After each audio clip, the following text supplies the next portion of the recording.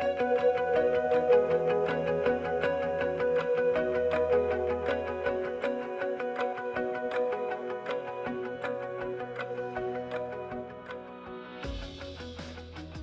everyone, and welcome to another episode of Carpe Diem Living the Podcast. I'm your host, Shane Gitmed, and today, this is the first trio podcast video that we're doing today, which I'm so excited about. But today we have Wynd and Jessie, who are part of the holistic human design business, and I was blown away, first of all, when I found them online. So I'm just so excited to have them here. So yeah, take it away and tell us about you guys and your business and all the things. I'll go first. Okay. So Jessie and I met through our friends, Matt and Ash, the yoga couple. So if you're not following them, they're on Instagram, they're on YouTube. It's the yoga couple. They were having a retreat here in Hawaii. I live in Hawaii, and we all live together. And Jessie came out. They were having a week-long retreat, June of 2019, and Jessie and I met because Matt initiated. He's a manifester. He's a manifester too. He initiated our relationship and just prompted Jessie to jump in the car with me to follow her splenic instinct as a projector, because Matt also, we've been talking human design together and hashing it out because we like seeing how it plays out in real life. And then she ended up in the car with me, and we were in a car basically of us 3 projectors out of the group of 17? Yeah, there were 17 people, so then only 3 projectors, there was 2 projectors and then me out of the whole entire group, and then we all ended up in a car together because it just energetically just felt right. And then when I looked at Jessie's, it was a 2-hour car ride. We were coming from the beach in Kona back over to the east side, and it was a 2-hour car ride, and during that time I looked at Jessie's chart and I was all into it, and then I realized that she and I basically had very similar charts, almost identical. We look like identical twins in terms of our charts, with a couple little minute details of just gates being in different places and different activations of tiny little gates, but basically looking the same. And then I introduced her to human design, and she took off running with it just like I did. And now a year and a half later, here we are. Yeah. And so to give you a little bit of backstory on how I even ended up at this healing retreat, I have been on kind of a lifelong holistic journey where, growing up, I was in a family where my sister always had a lot of medical challenges. So I was always really curious about the human body. So as a teenager, and then in my young adult life, I decided that I was going to become a physical therapist, and I was very driven. So I went after that full steam ahead. And because I was obsessed with the human body, it also kind of on the negative side of things led me to having an exercise addiction and some disordered eating habits and not taking care of myself. And so kind of towards the end of, when I got to the end of physical therapy school, my world just kind of started crashing down, where I realized that I had no energy for anything. I was really sick. I had all these injuries that I didn't know how to heal, which was really disheartening for me as a new therapist, not being able to take care of myself. And now I'm trying to figure out how to take care of other people. I was going through a divorce at the time. So many things were happening. And so basically, this brand new baby physical therapist, I started getting really curious about spirituality and consciousness and the mind and the holistic side of healing. And I was seeing all these miracles happen in my day-to-day life. I was working with patients who were healing themselves from what seemed like belief alone. And then there were other patients of mine where they seemed like they should be getting better, but they weren't. And I couldn't figure out why that was. But I had this intuition that there was energetics behind it, or that different people required very different ways of healing, or they required different forms of communication, or they required different forms of rest, different forms of exercise. But I had no way of really I didn't have the language to really express what I was feeling. I just was kind of like empathically tapping into that. And so then I discovered Matt Nash and their beautiful work on consciousness, and they study Dr. Hawkins' work. So that kind of introduced me to understanding how like the mind and our states of consciousness actually have a lot to do with our health as well. So that kind of led me to going on their first retreat. And then as Wynd said, that's how her and I met. And it was really funny because Matthew, as we said, he's a manifester, which we'll probably talk about this later, but Shane, you're also a manifester, and manifestors are really here to initiate. And it was really kind of cute because Matthew saw me looking longingly over to Wynd's car, and he was like, do you want to go ride back to the retreat center with Wynd? And I was like, no, I don't want to get separated from the group. And Matthew just looks at me and he's like, Jessie, what is your spleen telling you to do? Because in human design, that's like my decision-making strategy, is to follow my intuition, which lives in the spleen. And I looked back at him and I said, my spleen is telling me to go with Wynd. So I got in the car with Wynd, and she read my chart for the first time, and it was like this whole new universe opened up where I felt more validated than I've ever felt in my entire life. I felt like somebody was looking into the depths of my soul, and I felt like I finally had the language for a system for like everything that I've been experiencing the past 3 years as a physical therapist that I never before had a way of really tapping into or explaining. Wow. Yeah, no, that's literally what it feels like. It feels like you almost have like a secret book to yourself. You're like, oh my gosh, like it's like you finally feel seen. I feel like that was my biggest thing, because throughout my whole life, no one really understood me. I feel like my friends understand me to some degree, and like my my ex-husband kind of understood me, but to like the depths of my soul, I was like, I feel like there's still not, like I felt like I kind of had to keep explaining myself a lot. And it would be exhausting. I'm like, I really don't want to do that. Especially since I think I don't have, my solar plexus, I think, or I'm sorry, so I'm looking at the chart. So the circle right above the bottom one. So the second to the bottom. I think sacral center. That's your sacral. Okay. Yeah, so I don't have that. Yeah, so the sacral is where we house our life force energy. So in human design, there's 5 main energy types, but I almost like to think about it like they're separated into 2 categories. There's sacral beings, and then there's non-sacral beings. And sacral beings are going to be our generators and manifesting generators. And so they're going to be the ones who are like our energizer bunnies. They wake up and they're full of energy, and they literally generate more life force energy when they're doing things that light them up, that excite them, when they're doing the tasks that they're literally here to do. And so they're really here to be really kind of like tapped into that material plane and really playing and really in touch with themselves and what they want, what their desires are, what they enjoy doing. But the rest of us who are non-sacral beings, that's us projectors, manifestors, and reflectors, it's like we as a soul chose to forego being so enamored by our own energy in order to serve others. So for manifestors, it's like you forego having that life force energy so that you could tap basically directly into the divine to be such a direct channel from source in order to initiate the rest of us. Projectors, we forego having that consistent life force energy in order to see really deeply into other people so that we can kind of guide and tweak things and see deeply into situations. And then our magical reflector friends, they're here, they're actually completely open. Their entire chart is white. Wow. And they're here to literally become the environment that they're in, to show us how we're doing as a society. How healthy are we? Are we on track with where we're supposed to be going? So they're like kind of the grand evaluators in a sense. But yeah, having an open sacral, all of us who have an open sacral, it definitely makes us very in touch with the energy that's around us. Mm-hmm.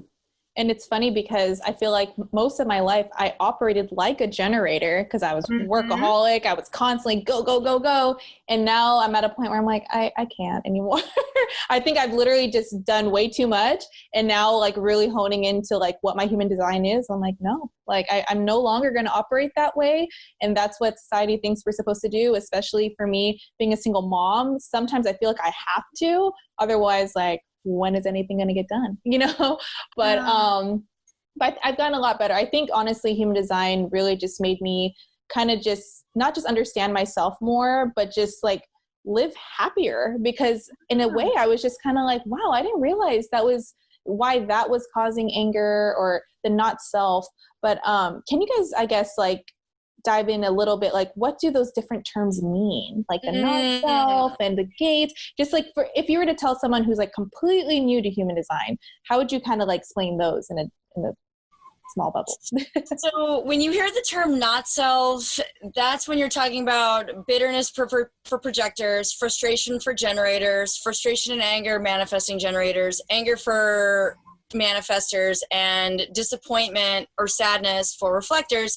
Those are all the things, that's like a cue that you're operating out of alignment. That's like an emotional clue for yourself that you're operating out of alignment with your design, and it's a place for you to pivot internally to like change something up, or just have that awareness of like, yeah, like for me personally as a projector, there are a couple times with my partner where I'm like, yeah, I kind of feel like I'm getting a little bit mean right now. I'm gonna stop and just walk away from this right now, because like I feel that like you're not listening to what I have to say. It's going in one ear and out the other. It's making me feel like I'm unseen and recognized, and my bitterness comes out. And so that's like, I'm like, okay, I know myself well enough now that like this is my pivot point, and it's my option to change the scenery, the environment, or just take a pause and a break and move on, and just whatever I need to do to take care of myself to like shift the energy. Yeah, I think of the not self as just the sign from the universe that you're steering yourself towards, or you're steering yourself out of alignment. So it's like your cue to get back on track. And that's really all it is. Like to me, it's just objective information, which is really a gift, right? Because when we know when we're being steered off track, then we have more awareness, so we can correct ourselves. Yeah, I think like anything I've ever heard of human design, especially related to my chart, I use as my reference sheet. I'm like, oh, okay, let's just go back and see like what will help me in this situation. So I think that's really awesome. I'm curious. So for your guys' partners, what human design are they? Because I had this kind of question with another human design, someone who was certified in this. I'm like, is there any like certain pairings that work better with others? You know what I mean? Kind of like with astrology. I was just curious just to ask if that's even a thing. I would love to take this question first. So my partner right now, he's a manifesting generator, and he's a pure manifesting generator, which means he's a very spontaneous and full of energy and so fun. But actually, I was reflecting on this not too long ago. I've been so my high school sweetheart was a manifester, my ex-husband was a generator, and then my most recent partner that I had before this current one was a projector.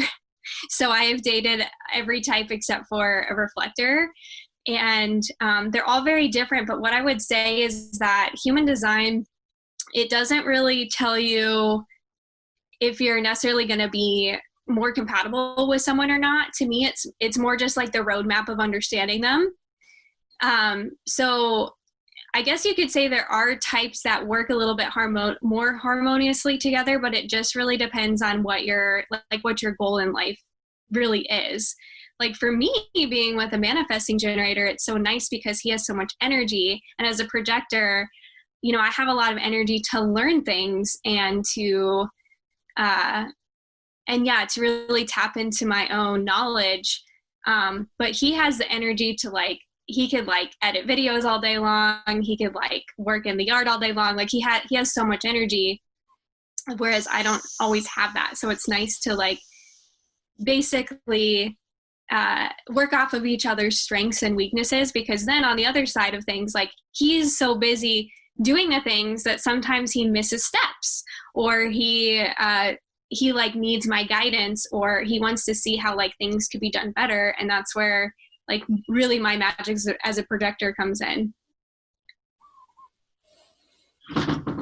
No, that's so cool. Yeah, because I remember I asked someone that question and they're just like, and then they kind of just looked at more so the gates and everything, just because for some reason I just have a lot of manifesting generators in my life. I don't think I've met like an actual manifester other than the one who did my reading the other time. So I'm just like, maybe one day I'll come across someone energetically, but so that's really cool. So with human design, I guess, like, how do you guys tie it in with the holistic aspect? So that's where I'm like really curious. Like, I think it's brilliant. First of all, I was like, yeah, that's going to draw in a lot of people that are curious about both. Yeah. So I'll talk first more about the body, and then I'll let Wynd take it away with, like, her expertise is a lot more in spirituality and consciousness and breath work. But to me, when I look at somebody's chart, it also shows me where their vulnerabilities are in their body. Because, like, for example, Shane, I think I remember that you had some gut issues. Yeah. Yeah. Yeah, I did. And so the gut is actually really tied in with the sacral energy. So I could look at your chart and see that you're actually vulnerable to having gut issues if you are trying to operate like a generator. And so I could work with you on, like, how to develop some strategies for not burning out your sacral. And then there's also in human design, there's like your diet, your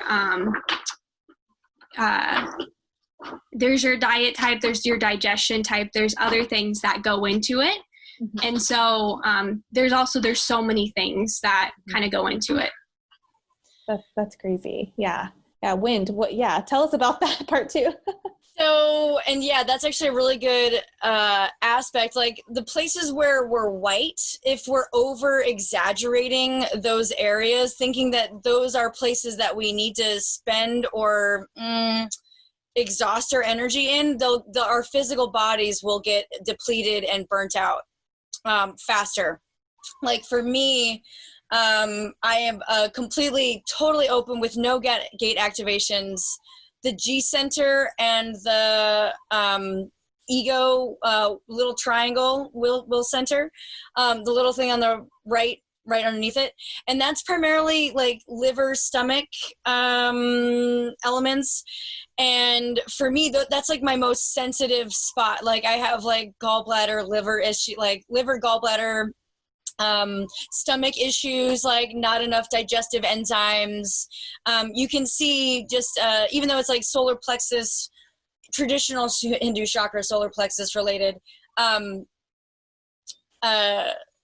like those areas I've had to energetically just accept the fact that I do best taking this is where I relax more. I don't usually exert my willpower to get things done. And then just taking like the necessary digestive enzymes to help me out, and fruits and vegetables, food things, like just finding out things that like work for my body.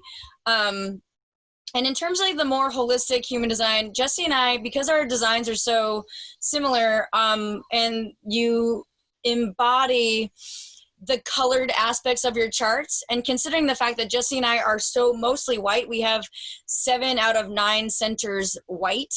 So we really only have like the spleen and the root defined, and the spleen is all about body awareness and body instinct, survival. Like it's an awareness center that allows us the ability to know like what is safe, what like knowing in the moment for survival, health, immune system. So this is like, these are things that Jessie and I are like pretty well, and also since we've been digesting our human design chart for years now, those are the things that we know exactly how to get people into their body, and not everybody might not have those centers activated, and so we can actually help fill in the blanks for other people to help them learn how to be in their bodies and utilize their design, or utilize how to get into utilizing with the conscious thoughts and awareness, things that like basically mind food. I like specializing in the mind food, or the mind, you could say mind candy, but I actually like calling it better mind nutrients, because with conscious awareness and thoughts, you then just are aware of things, of information, which then help you figure out better navigation tools for moving forward into the next steps in life so that you can kind of get more in alignment with yourself. That is so cool. And I mean, that's one thing I didn't know. This is a new fact to me, that because my sacral is open, I'm more susceptible to having the gut issues. And that's why I love this stuff, because it's like you're getting all these, like, the missing puzzle pieces are coming together. And then you're finally like, now everything just makes more sense. That's why I'm so open-minded to anything regarding spirituality, you know, truly understanding like who you are and the soul, because then it's like, well, you would never fully understand yourself until you really dive deep. And I think this aspect is just, you know, just puts a cherry on top. Mm-hmm. Also, like, so traditional human design teachings, well, considering the fact that human design was a channeled and downloaded message to Ra, or Robert Alan Krakauer, or he changed his name, the voice gave him the name Ra Uru Hu in 1987. What's interesting is that the traditional human design teachings within that school became very heady over the years and very mental mind oriented, which is all very, very helpful. I mean, loads and loads of information to understand the mind, but in my experience, what I'm finding is what's missing is finding that body, mind, soul, spirit integration of all the different elements. And because it's like taking all of the different parts and pieces and using innovation to add to it. And then also, which is why Jessie and I really enjoy the themes of consciousness, because we're able to see different, it's also kind of like how human design, we look at the map to see where our thoughts are at. We utilize the themes of consciousness to see if we're being limited or what aspects of ourselves are getting triggered, and then where our thoughts are at. It's almost like consciousness mapping and thoughts mapping, so that we can figure out, are we like vibrating at a ego limited perspective, like limited frequencies, versus more expansive frequencies. So because like we bounce around all these like different levels and the different themes of consciousness, and it's like basically we're inventing this and using innovation and creating a new way to kind of meld all the different maps to get you to figure out and empower yourself. Because it's one thing when someone tells you about yourself, but when you really take the time to just dive into how you operate and utilizing your own map, almost like having a user's manual for being a human, super handy to have out there. I almost like to think of human design as it's the anatomy of your energy body, right? Because I mean, I come from an anatomical background. So to me, it's the literal blueprint of how the stars and the planets imprint on your DNA. And then it showed you what is your energetic blueprint that you're walking around with. What is the energetic billboard that you project when you walk into a room? Because we're all a combination of traits that we carry consistently that people almost seek us out for. They feel it in our energy and they almost expect it from us. And then on the other side of things, we have different areas in our chart that are basically where we're designed to be receptive, and we're not designed to push energy from that place. And so if you think of human design as the map of your energy, then themes of consciousness is kind of like the measure of how healthy your energy body is. So if you think about as, like for me as a physical therapist, what I would do is when somebody would come in for an evaluation, I would evaluate their physical body. So I'd take a look at them and see what's going on, but then I'd also take a subjective history and figure out, okay, how long have these symptoms been going on? When did they start? What were the circumstances around when they started? How does it make you feel that these things are going on? And so it's by blending those two things together that you really get a full picture of what's going on with the person. And so to me, it makes so much sense to blend human design and themes of consciousness, because to me, it's like you almost can't have one without the other, because you could be operating mechanically as efficiently as possible, but still if you're having, thoughts that are rooted in a limiting theme of consciousness, then you're still not getting where you want to go in life. And then it's the other way around too, where you could be really assessing your limiting beliefs all day long, but if you're a manifestor trying to operate like a generator, then you're also not going to get where you want to go. So to us, it just made so much sense to combine the two. Oh my gosh, I feel so like enlightened with all of this already.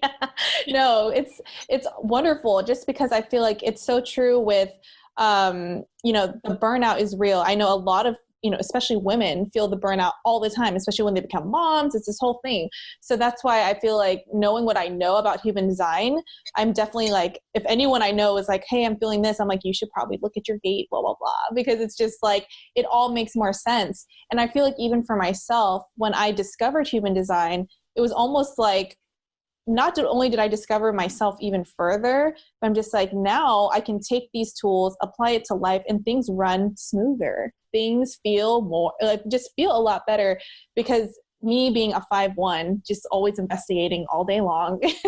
That's why I tap into all different types of healing methods. That's what led me here, because I'm like, okay, yes, I'll work on my limiting beliefs. I'll definitely do, you know, Reiki. I'll tap into human design, and then I'll go to my naturopath. Like, I just love touching on each. That, to me, those are all my different levels. Like, if I want to be healed, I'm going to go through everything and make sure everything's squeaky clean.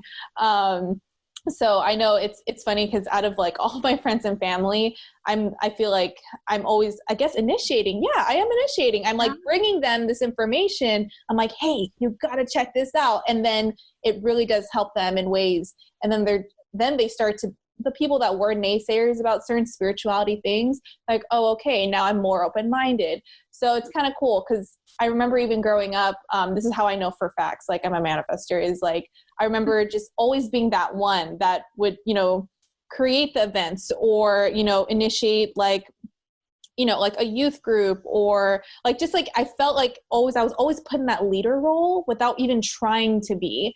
And then my mom noticed it too. She's like, I feel like you're naturally just always like leading the pack. And I remember with my last reading, someone was like, yeah, everything about you is so tribal. Like, you're meant to lead the tribe. Yeah. Well, since we've been looking at your chart, you basically almost have the entire tribal circuit. So there's a individual circuitry, collective circuitry of how the energy flows and channels and gates and everything. And then there's the tribal ego circuit. And then there's the defense. There's two different tribal circuits, but you basically have the entire ego tribal circuit, meaning you're only missing one gate out of the entire sequence. Yeah. So out of, I don't know, 1, 2, 3, 4, 5 channels, you have 4 out of 5 of those channels. So, and it's very tribally oriented. Like, you are naturally living your design, and you were doing that as a child as well. Wow. Yeah. It's incredible. I like when I hear that, I'm just like, I'm in a sense, I remember Bella. So when I told her my human design and I had her watch my reading, and we found out she was a manifesting generator, she's like, man, that sounds so cool. I wish I had that chart. I'm like, we can't control. I'm like, I have no idea. I told her, I'm like, this is all new to me. So. Yeah. Yeah. And to give the listeners a little bit of background on kind of what human design is, and you know, what are these gates and channels and everything that we keep talking about. So basically, human design was, as Wynd mentioned before, it was downloaded by a man who was named Robert Allen Krakauer, and then he later adopted the name Ra Uru, who is kind of like his almost kind of like his spiritual name after this event. Now, Ra, he was not a religious man, not a spiritual man. He was actually like a business marketer, and he was traveling in Ibiza, Spain, and he dropped into this meditation, and he basically, during this meditation, he downloaded or had the insight of how to combine astrology, the Chinese I Ching, which is yin and yang energies, the Kabbalah tree of life, and the chakra system. And then with that, he took knowledge from quantum physics, biochemistry, genetics, like more modern day sciences as well. And he kind of he created a map of how everything works together, and how basically the planets and the stars are imprinting on your DNA. And so the really interesting thing is that, you know, it does use astrology, but essentially it breaks down the astrology such that the planets and the sun can be in one of 64 different positions at any given time. So that corresponds with the 64 different energies of the I Ching. and that makes up our 64 different gates. So when you're looking at your chart, you can see that there's all these different numbers in your chart, and those get activated just depending on where the sun and the planets were at the moment that you were born, and then 3 months before you were born, because that's human design says that's when your soul entered your body. And so basically these gates get activated, and if two gates get activated that are on basically opposite ends of each other, then they create a full channel. And now a full channel is where life force energy can move from. And so basically if you have a full channel activated, then that activates the centers that are on either side of it. So the centers are those 9 different shapes that you see in your chart that are kind of analogous to chakras. So then depending on what centers you have activated, that's what makes you your energy type. So we keep talking about, we're Shane's a manifester, we're projectors, Bella being a manifesting generator. So just depending on which centers you have activated, that'll kind of determine what your energy type is. So you can see how it's it's a really fascinating system where it's very rooted in the sciences, but also has it also has a spiritual component to it as well. Wow. Yeah, I always like to think of the human design system as the software or the operating system that runs behind every living thing, because you can actually break the chart down for plants and for animals as well. Yeah, there's just little segments. Yeah, little segments of the chart, and then the human is the full. It has the whole. So but you can. Yeah, there's little elements for animals and things too. So I can check my dogs, what? Yeah, you could actually. Yes, yeah, you can check your dogs. You know what? It's funny because my older dog, she's 8 right now, and I always, for the longest time, I'm I feel like if I were a dog, it would be her. We're just kind of the same. Yeah, it's just funny. We both had gut issues. We both it was just it's so funny. We both were dealing with similar things around the same time, and I was like, why do I feel we're so connected? She's literally my little spirit animal. Where is she? Okay, so really fascinating about this, Shane, is so earlier I mentioned reflectors and how they're very rare. Well, they're very rare in humans. So only 1% of humans are reflectors, but dogs are designed differently. So actually it's 35% of dogs are reflectors. So I think it actually might be the case that there's reflector dogs are actually more common than any other type. Don't quote me on that because I'm not sure, but yeah, 35% of dogs are reflectors, which means that they literally do become their owner. And that is because dogs are one of the animals that are literally designed to be companion to humans. Oh, God, that makes so much sense. Yeah. No wonder dogs, I've seen really, their dogs and owners definitely match each other on a regular basis. Wow. Yeah, my dog right now, we actually have his birth information, so we know he's a reflector. And when there's a lot of chaos in the house, he'll run outside and he needs to be in his own energy because he absorbs so much of the energy around us. And he literally becomes my brother. He's a manifesting generator. When my brother's home, my dog will be really, really energetic. And then when it's just me and my dog, he'll be really, really chill. And then, it's really fascinating. And I'm convinced that our last dog was a manifester because she had a lot to say about everything. And she definitely was her own. She was her own being with her own opinions. Wow. I've literally never heard of human design being part of with plants and animals. So this is all new to me. I definitely need to dive into more of that because my dog Callie, she's the best. And it's just funny. I really felt we've always been so connected. And I feel maybe that's why certain animals are when you choose your pet, certain ones gravitate towards you. Because I just feel I don't know. This is, I swear, we could go on and on about this. But I did have a question for you, Wynd. So Kundalini, I'm sorry, I want to make sure I'm saying this right. Kundalini awakening. Let's dive into that. What does that mean? Okay. We talked about my journey, but Wynd has been on a lifelong, Wynd was basically born awake. She'll talk about it. I was born awake. I have recollections of my first conscious thoughts of becoming aware of the voice in my head at about 1.5 years old. And then I just kind of been like watching the world go on around me, and I'm like, okay, what are you guys doing? Where am I? What happened here? But right around my Saturn return, yeah, so May of 2010. So I've been like kind of awake and asleep, like twilighting. Like I was always interested in, like unsolved mysteries, like UFOs, aliens, ghosts, paranormal, anything like that. Like that was always like, as a child, like was fascinated with ghost stories, and like I would see spirits in my house, and I'd have crazy dreams and I would remember them. Always like growing up, this is just kind of like how I was. And then right around my mid-20s, I did go to, like after college, I went to college for graphic design. I did the whole normal thing. And then right after college, I found a really phenomenal yoga teacher. And it was like 2003. I got really into my yoga practice. And I thought, I'm like, oh, hey, why don't I do some yoga therapy? Or like, so I got a degree in fine art, but then I was like, oh, Phoenix Rising yoga therapy. I got really into, I called it like my master's in my own personal growth, because I needed to be validated and heard and seen for all like the wisdom that was coming out of my mouth.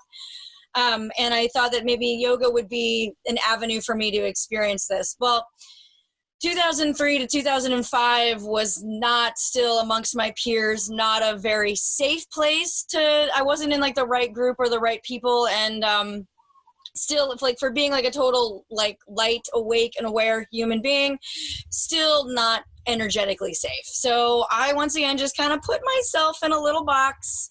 I'm like, okay, I'm just gonna turn my light down. I'm gonna pretend like I fit in. I'm gonna match everybody and just be like, oh yeah, I'm normal, just like you guys. But it wasn't until like 2010 is when the universe was like, you cannot be asleep anymore. Like you literally have to wake up for good and not fall back asleep. And so May of 2010, in retrospect, I didn't know what was happening at the time, but the Kundalini awakening that I experienced, it was actually catalyzed by an interaction with a karmic figure. It was like a male figure that I he was either like a male figure in my life that kind of catapulted or catalyzed me to think differently. Before, they've always been like employers or clients or something, but then it just kind of, it's a sequence of events, and literally like my mind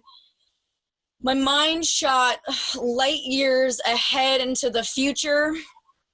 And now that I'm realizing, it was a pineal gland activation, meaning that all my chakras went, and my consciousness, I literally, for a couple months after this, I thought that my mind, I was thinking everything that I used to think was now true. Like I remember I was married at the time, and my husband, he would say to me, I'm just remembering this now, but he would say to me, he's like, oh yeah, they seed the clouds and like they're creating clouds and stuff. And I'm like, oh no, that's not true. But then after my pineal gland awakening and after the conscious, I was just like, oh my God, that is what's happening. That is what they're doing. Like, it totally makes sense. Like, of course. And then obviously, like when all this is happening, I actually forgot, like during my Kundalini, like the 3 days of my Kundalini awakening, I forgot how to use my graphic design computer programs. Like there was a time where it's almost like I was tripping. Like, if you've ever like taken psychedelics and, trying to do, like like computers or talking on your phone, and you're like, I don't know how to operate this. It was basically like what was happening to me, but I was not on any drugs. Like this was all natural. And I wouldn't be surprised if this is happening to other people. I'm just now telling the story because it happened again. Now this year at the end of the last week of March of last year, this year, May of 2020, March of 2020, once again, a sequence of events, just like, and then my mind just goes, and for 6 days, not three, like a 10 years apart, almost 10 years apart, this whole sequence of events, for 6 days, I had trouble. I couldn't sleep. I couldn't sleep. I couldn't eat. It was kind of like when I was not on any drugs. Like, I took no drugs. It was just a total natural occurrence where, and then all of a sudden it's just like, my third eye was going like this. I could see where potentially like we were going into the future. And I was just like, just seeing all this stuff. And now, mind you, when this was all happening, none of it would make sense. Like, I was actually almost talking gibberish at times because I couldn't. I think, Jessie, I talked to you for a minute and you're like, yeah, you were just on a rant and I really couldn't put the pieces together. So it was like a psychedelic, you're tripping psychedelic experience. And it's not like I tried to make this happen. These are just things that, like, it's happened 3 times in my life. One in 2010, September 11th through the 13th of 2011, and then now for the 3rd time, a 6-day long, huge, I'm back to normal again, but we were hanging out with Matt and Ash, the yoga couple, at the time, and Matt and Ash is like, okay, are you going to be okay? Everyone was concerned for my mental health and well-being, and I'm like, I'm going to be fine. Just let me have my experience. I'm going to come back down. I'm going to come back down to earth, and I don't know what's going on right now. I was seeing like my angels, they were like 20 feet tall surrounding, like I could see, I would listen to songs on repeat every day. I was just like, for whatever reason, I was just seeing, and even now when I look back on it, I'm like, I don't even know what I was seeing, but for whatever reason, I needed my body, or my shaman energy body needed to just shoot that out to the cosmos and potentially see all the possibilities. What this actually means, I am not entirely sure. I'm a normal human being. It's just an experience that I've had a couple times, and I don't know, I'm sure that like when I drop this body, I'll have a much clearer perspective as to why this has happened, or like why this happens to me. But until the time being, I'm just a normal human, just, having normal experiences. Oh my gosh. Yeah, because when you said it's like being on psychedelics, I'm thinking like ayahuasca. Like, that's so crazy. Almost like mushrooms, maybe a little bit like ayahuasca, without the purging, like without the, like, none of that. No, just couldn't sleep, couldn't eat. Dreams were very lucid. Very lucid. Like I would fall asleep for 4 or 5 hours, and like it was almost like I was just it was very like out of body. Yeah, very out of body, very, very out of body.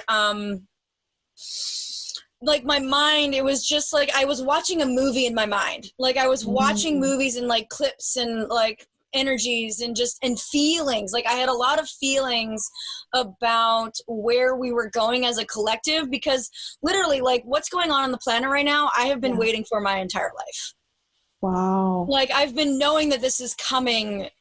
I've known this is coming, and I'm just like the reason why I would fall asleep before May of 2010 was because I'm like, okay, I just gotta fit in. Like this is too hard. Like this is too hard for me to like talk to people. Like I don't know who to talk to. Yeah. I want friends. I want community. I want people I want love. Relate. Yeah. I want to relate. So exactly. And so, so even me now, I'm just like, well, maybe this is the time for me to finally come out and shine my light and let people know that like I have some wisdom here. Yeah. Like honing in on your gifts and really just sharing it without the fear of being judged. Like I totally hear what you're saying. Cause I know a lot of people, they're like, when they think of spirituality, anything related to spirituality, they're like, oh my gosh, that's all that woo woo stuff. I'm like, no, I'm like, you really, like, you have no idea. Like if you actually tapped into this, how enlightened and awakened you'll feel. And if for me, it just really makes me feel like everything makes sense now. Like now I don't even question. I'm just like, you know what? If the universe brings this to me, great. I did want to ask a question. So how would you guys describe what a Saturn return is? Because the first time I heard I heard about was through Bella. And I was like, what? And then I hear it every now and then. And I know my Saturn return technically isn't supposed to be till 2022. And before this, me and Jessie were talking about it, how she's going through hers right now. And I was like, I thought I went through mine a couple years ago, but apparently not, because that was just, I feel like just a little bit like a taste. So if someone were to be like, what is a Saturn return? How would you describe that? Yeah, that's a great question. So Saturn is the daddy planet. Saturn is analogous to the patriarchy and discipline and creating like structure for your life. And, you know, I think we tend to think that, you know, rules and discipline is a bad thing, but actually giving ourselves a little bit of structure gives us basically, it just allows us to define ourselves so we know what direction to go in with our lives. So I think of a Saturn return as like, it's that period of time between ages 29 to 30 when Saturn returns to the place it was in when you were born. And it basically comes to help you reevaluate your life, what is working for you, what's not working for you, and basically helps you define what you want to be as you step fully into adulthood, which actually, funny enough, I always said that like I never wanted to grow up. So to me, hearing that I didn't have to be an adult until I was 30 really resonated with my soul.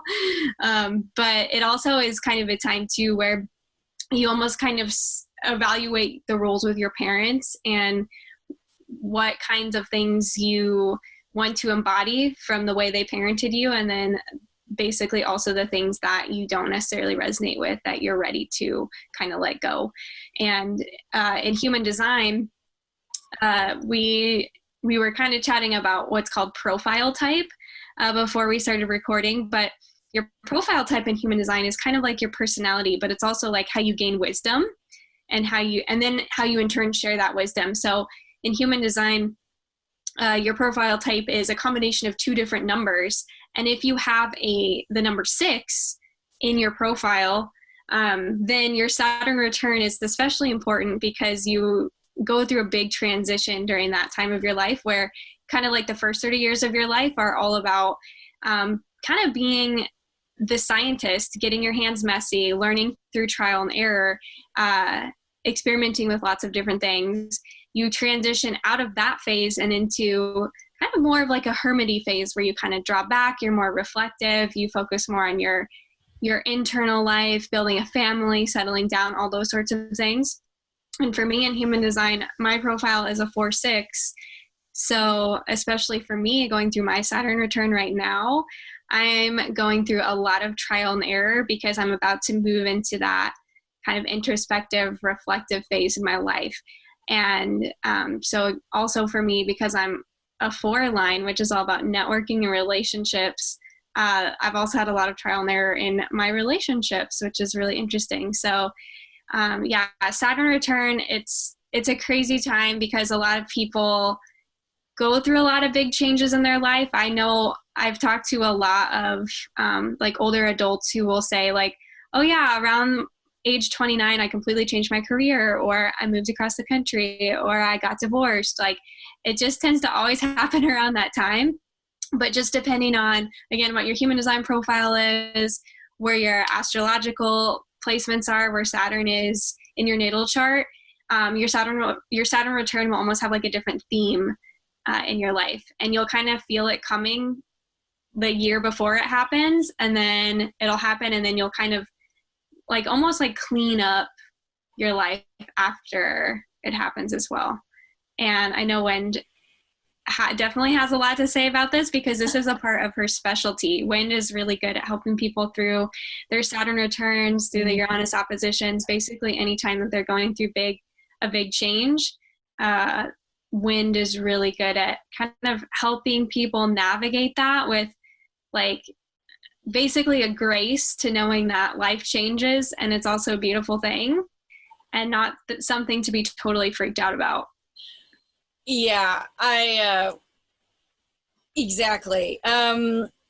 Because comfort is stagnant, and at some point, in order for growth to happen, you gotta shake things up a little bit in order to push yourself forward into your highest potential and where destined to be.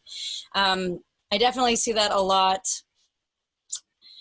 in my readings, and for me in particular, because I have the incarnation cross of upheaval, and being a 5-1, we have this ability to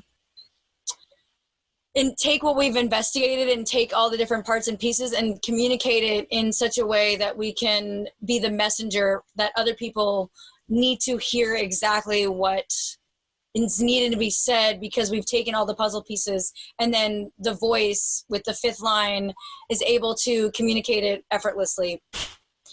And just like kind of helping people naturally guiding people on their path so that they can do them exactly how they're destined to be, without getting caught up in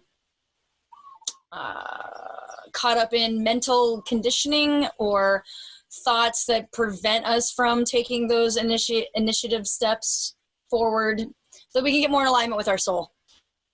So basically, I need to have you around when I'm going through my Saturn return. Yeah, definitely. Yes, definitely. Yeah, because there's a certain type of energy that blankets your, like, so during a Saturn return and during that exact date, there will be a planetary alignments and an incarnation cross, and it'll kind of illuminate on that specific chart, and when you overlap that over on your own personal chart, then there's kind of like there's this energy that happens because it's it's blanketing or covering or coloring your experience, and so human design can definitely help in that area as well.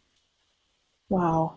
Yeah, because I know, like, it's true. Like when people talk about like the big things that happen in their life, it's normally around that age range that you guys mentioned.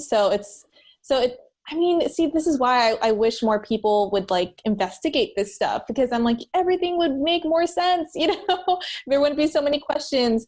And I remember my, the one who did my reading the last time, she's like, I have women that come to me in their 40s, 50s, and they're just now discovering all of this. And I'm like, gosh, I'm so thankful that I'm not going to go through life just like confused or just like being angry because I'm a manifester. And growing up, that I remember because there's so many things that were not in alignment at that time. Yeah, those years were rough. Like teenage years was just not the business for me. And so I for a while I was like, I guess I just need to go to anger management. Like, I don't know what's going on. And then once I figured all this out, I'm like, oh, okay, that makes more sense.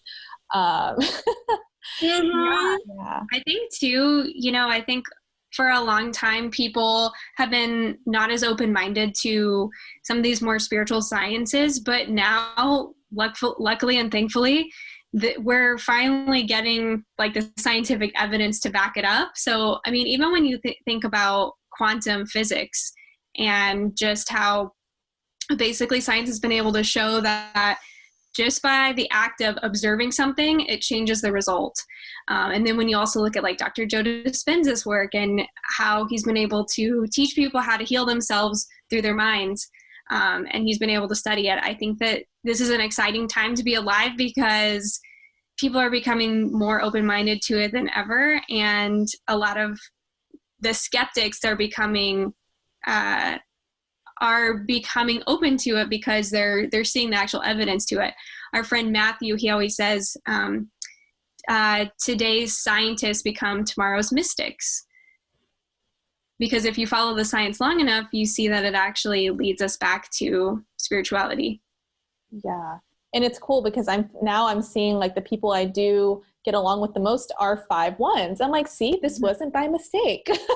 I'm like, it really is true. Like my son's a 5-1, my dad's a 5-1. And so it's just like, okay, like it just, I don't know. This is why I'm such a nerd when it comes to research, and I can just research this stuff all day. But if someone wanted to work with you guys, what would they, so I guess like, what's your typical client? Like if they were to come to you and just be like, I just want to know all the answers, or like, how do they normally approach you when it comes to working with holistic human design? Yeah. So through holistic human design, I offer one-on-one readings. So if somebody wanted to just dive deep into their chart and understand their energetic blueprint and their inner workings, then getting an introductory reading with me would be a great place to start if they've never had any intro to human design. And then Wynd and I are actually reworking our offers such that her and I actually offer we will very, very soon be offering a type of reading where this is more for somebody who's going through a big life change or a big life transition. It's almost like a total like life overhaul.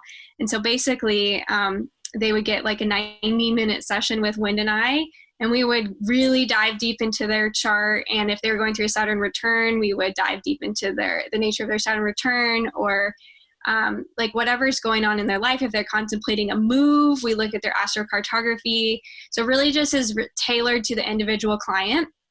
But that person would basically get both Wynd and I kind of bouncing our energies off together, because Wynd, again, being a 5-1, she's the investigator, so she's really good at diving into the details, and then I'm really good at tapping into other people's energy and helping them arrive to their own conclusions based on their own authority. And so that's kind of what a session would look like with Wynd and I. And then we're also very, very soon going to be releasing a course where you can learn all about all of the energy types, all of the authority types, which for our listeners, authority type in human design is how you are uniquely designed to make decisions. And then also all the profile types, which, as we mentioned, are like your personality. So we'll be coming out with that very soon, which is really exciting, because that allows us to not only reach like a wider audience of people, but then it also gives people the option to know about all the different types, because it's one thing to know how we ourselves operate, and then it's another thing to know how everybody around us operates as well, so that we can like interact with people in a way that supports them, but also in a way that, you know, we're not meeting so much resistance when we're trying to interact with the people around us. Yeah. Wow. Well, sign me up for all of it, because I just want to know everything. Like, that's why, like, even going through each gate, I'm just like, okay, like, but I feel like a course would make more sense. Like, I'm one of those people that not need like the guided teaching, but I know I would be able to digest it better than just like, here, you know, like just read this book and whatever. Mm-hmm. I'm more of a visual. So courses are great for me. And just to plug us even more, Wynd also has a background in graphic design. So we filmed this entire thing in front of a green screen. Literally nobody else has created anything like it. We filmed this in front of a green screen. Wynd is going to be putting her beautiful graphic design work behind it to give people visuals, because it is a very visual system, right? And I think that if we're not also providing kind of visual aids to cue people on like how it actually works together, then we're kind of missing the mark or doing them a disservice, because it really helps to kind of just see how everything flows together. So yeah, super exciting. So you're the one behind all the beautiful graphics on the Instagram page, because I like fell in love with that too. I was like, oh my gosh, this is beautiful. Like, I just wanted to scroll and read everything. So that makes me even more excited for the course, for sure. Yep. Yeah. It's I'm grateful that I am able to take things that I've already been doing and done, and that it actually was in alignment with my design. It's totally appropriate for where I'm at and like where my conscious sun is at. And now I get to actually use it and combine it with my spirituality and like put it towards something of waking up, continuing like the great awakening and waking up people to the truth of who they are. And with visuals and images, so that it sticks in people's minds. So yeah, absolutely. Yeah. Oh my gosh. I'm just so excited to see all the things you guys come up with. I'm definitely going to be staying tuned as it all unfolds. And I know our listeners are going to I know a lot of them probably have a ton of questions, and that's good, because then you can easily book a session with Jessie and Wynd, to have, oh my God, you guys are basically experts in all of this. So I'm just excited on, who this is going to reach. And if we're already in 7 countries as of today, so I mean, hey, you'll probably meet the people that have reached from Austria, Germany, Australia, India. We're worldwide right now. That's so cool. Yeah, so I'm really excited. Much. Yeah. Well, here I am, just initiating things, right? Doing my jobs. I love it. Well, thank you guys so much again for coming on the show today. I just had so much fun. And just tell our listeners on where they can find you on social media, your handles and all the things. It's really simple. Handles on Instagram is holistic human design, exactly how it's spelled. And also holistic human .design on the web. So yeah. Perfect. Alrighty, well, you guys heard it here, and I'll definitely post everything in our Podcast Insiders group where everyone can connect. But thank you all again for listening, and we'll catch you guys next time. Thanks, Shane. Thank you so much, Shane.